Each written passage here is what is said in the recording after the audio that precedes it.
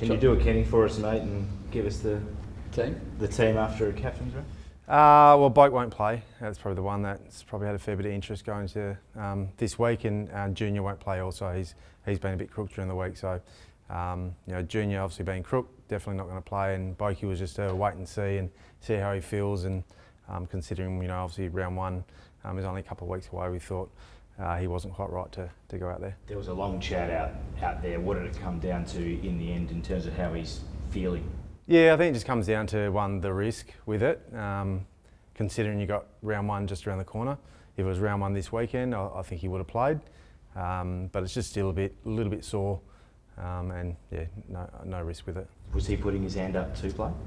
Yeah, like he's 35. He's got a lot of experience in the game. It was a two-way conversation.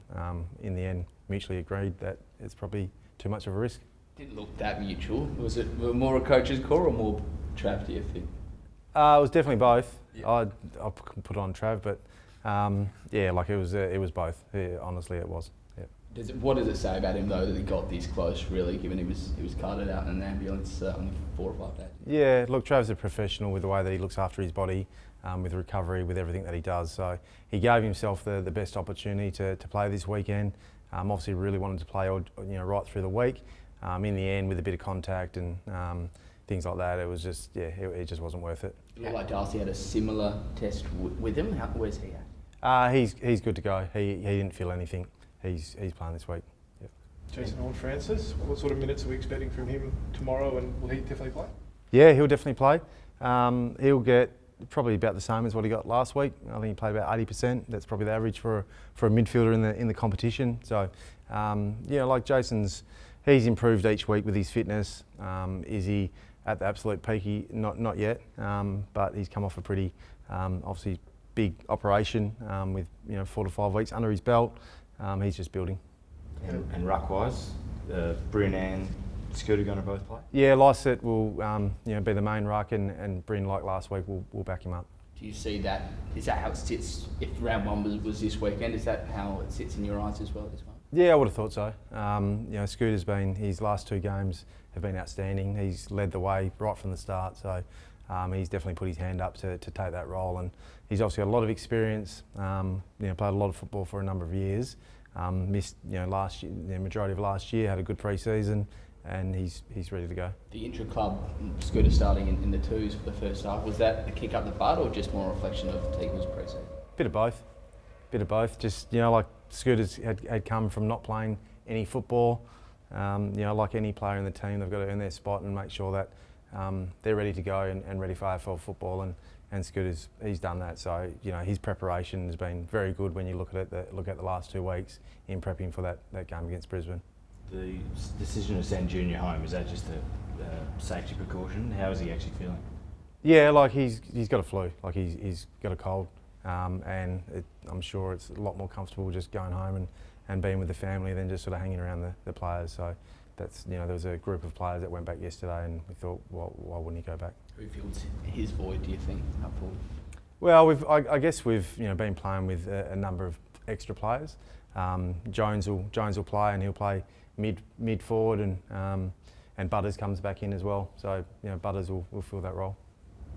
Midfield wise, how's it all shaping up in terms of what do you think your first choice midfield is at this stage? You want the actual selection? Yeah. Oh, if you can. Nah, look, we're building. We're building as a midfield group. There's a lot of, I guess, new structures and new things that I'm throwing at the players, and I thought we took a big step forward as a group last week. It's just the right mix. I feel like Ollie's getting better every week. Drew's been solid, and then you got Rosie, who's obviously a very good player also. So I think the mix is there. The wingers, in Bergman and Dersma have had really good pre-seasons. Like I said, we're building for round one, so we're nearly there. How much do you take from what you did at Fremantle, where it was such a successful midfield, to Port Adelaide? Is it very similar?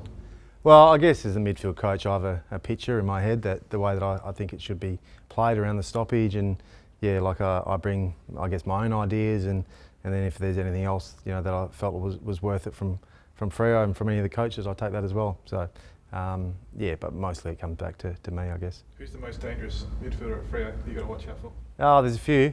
There's a few. Obviously, the two young guys, the two vice captains, are pretty good players in Brayshaw and Sarong, and obviously bringing O'Meara in, replacing Dave. Brody, the sort of bull around the contest. So they've got a good mix themselves, and I think as far as prep for Brisbane, we couldn't ask for a better preparation. Brayshaw and Sarong or Butters and Rosie? Well, I'm the coach of Port now, so I'll say Butters and Rosie. You know Fremantle better than anyone, really. What did you make of Luke Jackson coming in, and how does that change the dynamic when you're playing against them? Yeah, well, luckily I don't have to play against him, or we don't have to play against him this weekend. Like having a second ruck like Luke, with him and Sean working together, key forward, obviously replacing Lob as well. I'm sure Freo are going to see the benefits for a number of years. Obviously had a lot to do with Nat Fyfe when you're at Freo. Now he's playing forward the majority of the time. How do you sort of look at structuring up against him, and who will probably play on him tomorrow? Yeah, well, we've got to treat him as a key forward, and kicking 3 goals last week, he looked really dangerous. We all know what his best football looks like, and we haven't seen that for a bit because of injuries. So yeah, what that looks like now, I'm not sure, but we'll be definitely aware and waiting for him to do, I guess, what he can do. How important or not important is a win, given you had a bit of a scrappy intra-club loss last week and you got a tough start to the home and away season? Yeah, well, we'd like to win, there's no doubt about it. I think more so we'd like to be playing the football that we want to play. Who knows what sort of game Fremantle play. They could play their greatest game ever, but as long as we play the football and the brand that we want to play, in prepping for Brisbane, that's what's important.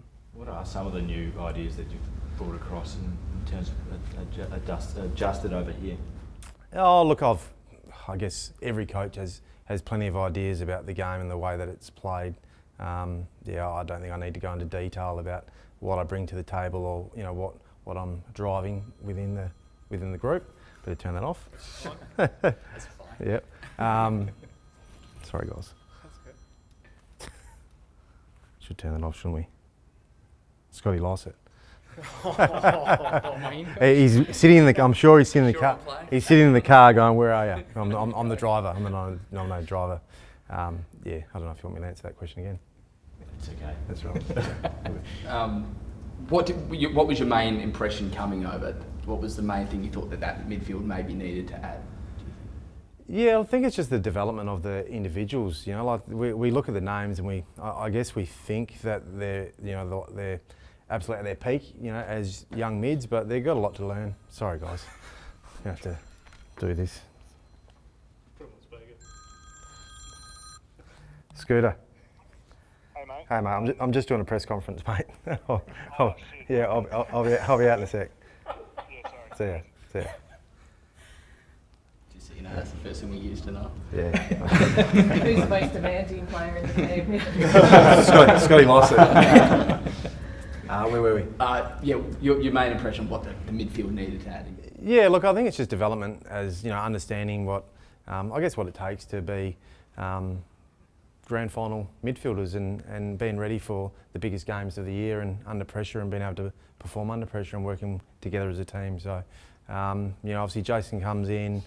Zach spent a lot of time as a forward with little bits and pieces as a mid, and then Con obviously had a breakout year as a midfielder. So it's just bringing it all together as a team, as one unit, and it's not about the individuals. How do you see this with your development as an assistant coach going from Fremantle to Port Adelaide? What are the sort of things that I guess has given you the opportunity to work on? I think each year, or I guess stint that I have at different footy clubs. I started at Port as a coach, and then I went to North Adelaide in the Sandful, then to Fremantle. I think every time I sort of transition, I guess I try and take away all the good things that I've learned, and then whatever I think didn't work as well. So each stage has been a great learning for me to improve as a coach and get better. And I'd like to think every year that I coach, every year I get better. Not to put you sort of on the spot or anything along those lines, but you're working with a head coach, obviously very different between Justin Longmeadow, Ken Hinkley. What have you sort of taken from each of them that you sort of enjoyed being part of? Yeah, look, I had my first stint with Ken and learned a lot from him as a really young coach, really honest coach. taught me to, I guess, stay true to yourself as a coach and coach with your own method. So I learned that, and then Justin was great for me to come over here and learn a lot about the team defence and structure and the way that he teaches players also. So there's all I guess different things that you can take from coaches. Everyone got their own philosophies and in the way that they teach and learn and coach the players. So been lucky to be with some good coaches. And how much do you take out of this game? I assume that you probably field a full strength to a certain extent side comparatively to your sort of match sim, but Yep. how much emphasis do you put on it ahead of round one? Yeah, well, we want to play our best football. There's no doubt about it. Like, we want to go into round one ready to go and ready to take Brisbane, who are a very good side, on. So yeah, like we're preparing like it's a round one game, knowing that there's some players that we don't take risks with if there's anything that's risky. Just on Paul Francis again, how have you actually assessed his end to the pre-season? I think I think we all saw the game last week. You see glimpses of what his best looks like. I think we all know that's probably nowhere near his best, and that's sort of dangerous at the same time. We think there's plenty of upside. He's a sponge and willing to learn and get better, and he does want to be a good player. Lots of criticism about his preparation at North. How have you seen the way he goes about things? I think I'm sure he's learned a lot from what happened at North.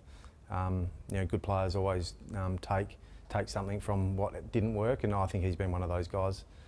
So all I've seen is positivity with Jason, and he's as we've spoken about, he's a 19-year-old second-year AFL player.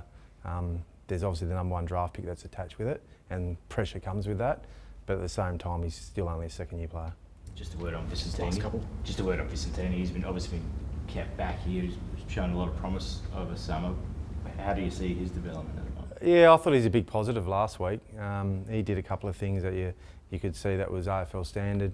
He competed well up forward, even though the majority of the time he's been a ruck with the footy club. I think he's developed nicely. He's in his second year.